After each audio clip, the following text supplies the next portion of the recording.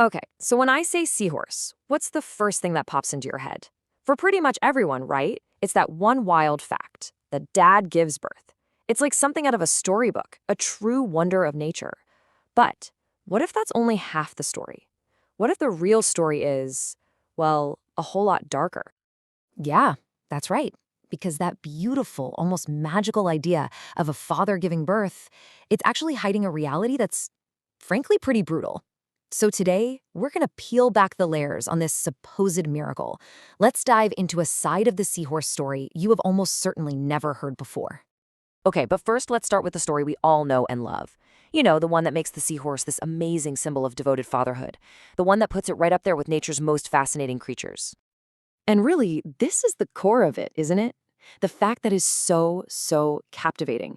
I mean, think about it. In the entire animal kingdom, with millions and millions of species, the male seahorse is the only one.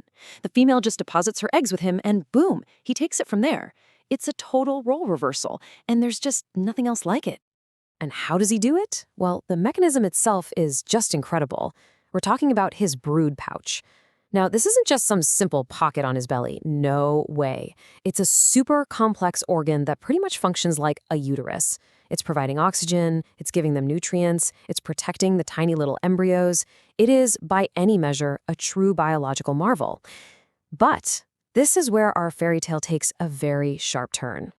Because that gentle, nurturing image of a dad incubating his babies, yeah, that completely gives way to something incredibly traumatic. The birth itself, well, let's just say it is anything but tender. This quote just nails it, doesn't it? It totally captures that shift in perspective. So I want you to forget everything you think you know about birth. For the male seahorse, it is a convulsive, exhausting, and, well, explosive ordeal. So how does it actually go down?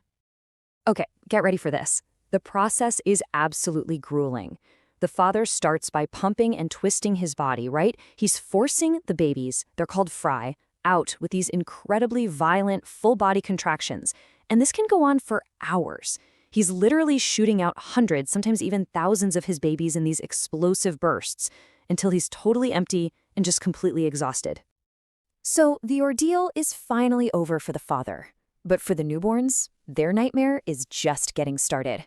From the second they're launched into the world, they are completely, utterly on their own. I mean, can you even imagine that? Up to 2,000 tiny, perfectly formed seahorses. All of a sudden, they're just shot out into this vast, dangerous ocean. It's like a little cloud of new life. But that huge number, it hides a really brutal truth. Get this, the survival rate is less than half of 1%. Let that sink in. Less than 0.5%. So for every 2,000 of those babies that are born, fewer than 10 will actually make it to adulthood. It's just an almost unimaginable amount of loss. So why? Why is the death toll so unbelievably high?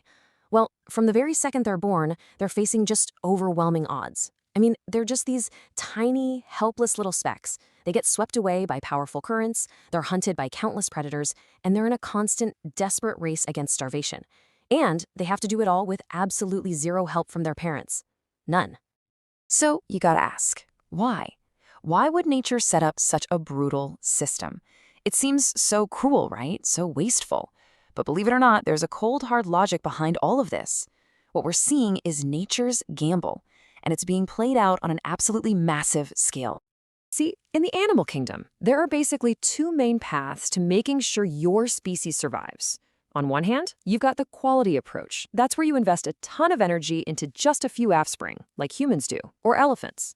The other path, it's all about quantity. You just produce so many offspring that even against impossible odds, a few are statistically bound to make it.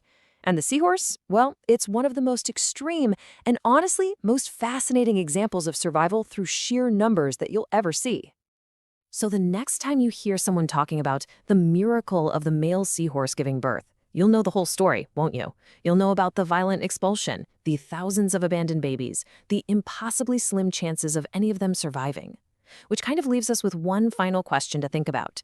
Does knowing this harsh reality, does it take away from the wonder of it all? Or does it actually make those tiny few who somehow survive against all odds even more remarkable?